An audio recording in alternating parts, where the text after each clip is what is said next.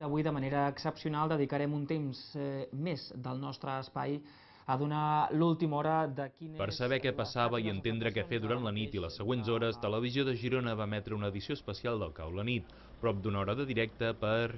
És 11:15 de la nit. Quina és l'última hora a la ciutat de Girona? El que sembla és que és una nevada que no tindrà una duració molt important, però sí que vindrà a continuació una onada de fred important. Durant el programa es va connectar amb tots els punts d'interès per conèixer la darrera hora d'una nevada anunciada. L'Ajuntament de Girona i el regidor de Mobilitat, Joan Alcalà, va ser un dels punts informatius. Molta precaució a l'hora de conduir, que guardés les distàncies, perquè s'ha produït un accident sense ferits, afortunadament, en què han col·lisionat 5 vehicles. Les incidències, totes puntuals, es coordinaven des del Centre d'Emergències de Girona. El director dels Serveis Territorials d'Interior a Girona, Albert Ballesta, ens va posar al corrent de l'estat de la xarxa viària. Els talls durant la nit afectaven els accessos a la Costa Brava Centre. Ens consta que s'estan fent aquests talls tècnics en espera de que puguin passar aquestes màquines llevaneus. Parlem amb el cap d'emergències de la regió, amb Enric Cano. Enric, hola, bona nit. Bona nit. Quin seria el titular?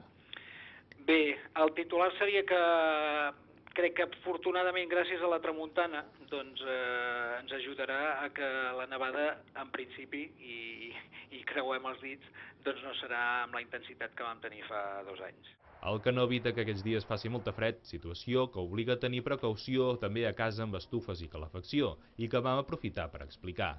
Si s'ha d'engegar estufes que fa temps que no s'engeguen, doncs precaució màxima, el tema dels brasers, el tema de fins i tot els motors dels generadors, doncs que vagin amb molta cura amb el tema dels gasos. Tant Mossos com bombers m'han passat aquesta informació, que estem visualitzant que realment la gent està fent molt de cas de les informacions, o sigui, dels advertiments que hem fet. El d'ahir va ser un programa de servei públic que també el va fer possible la participació dels espectadors que via Twitter i per telèfon ens van donar l'última hora del seu municipi.